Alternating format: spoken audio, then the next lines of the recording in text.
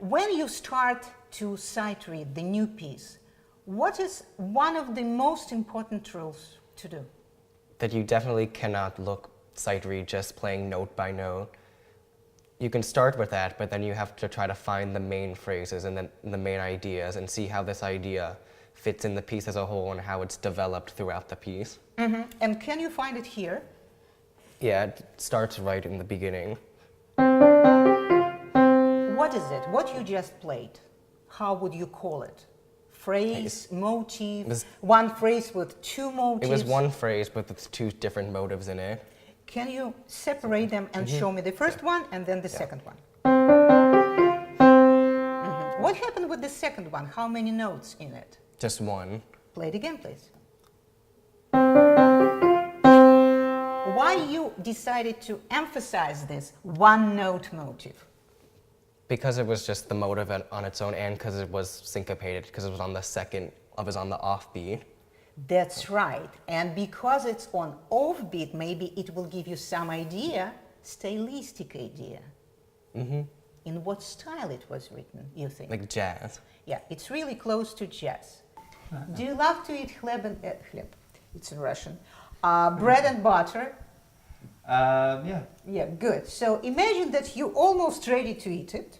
The only thing you have to do, you take some bread and you have to put some butter above, right? Mm-hmm. So, and you do put in your butter in 3 gestures, equal gestures. Tam pam pam, tam pam pam, tam pam pam, tam pam pam.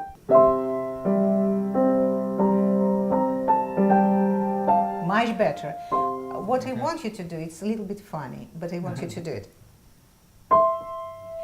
And butter above, and butter above, and butter above. Now tell me, when you will be practicing after our lesson, will you use this phrase, and butter above? I'll be making a lot of toast. Yeah. Did you use some leitmotifs? Yeah, I did. In the second movement was evil, and then it kept going back to that part. Why? Because I wanted it to sound like those characters keep coming back, and it needed to sound clear to the listeners what was happening through the story. Mm-hmm. Could you give me an example?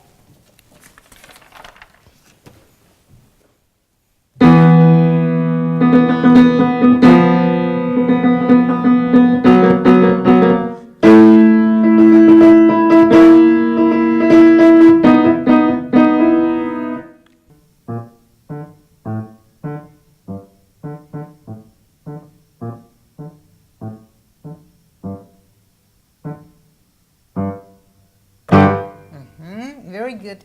If I would ask you, just very short, to improvise, thinking of this magic man and using, you could play both hands. Please join me.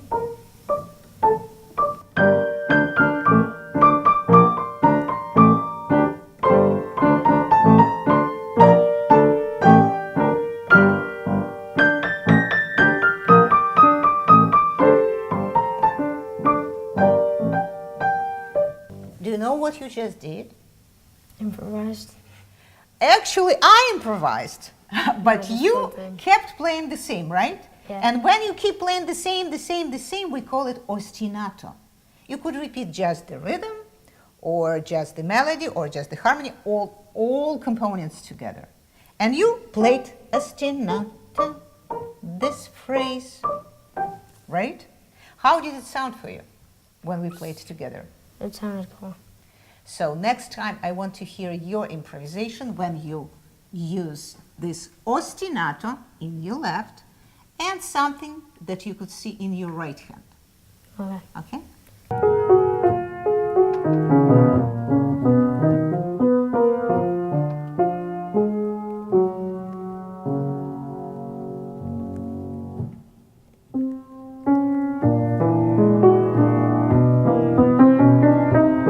Let's say soprano has these 2 notes. Yeah. Right? Mm-hmm. And then mezzo the has the mezzo. same 2 notes. What Yeah. is the difference? Will it sound the same, you think? One will be richer. I would say with some kind of Yes, mid. with a bottom to Yeah, it, so yes. I want you to play mezzo soprano version. Oh, okay. Twa, twa, twa.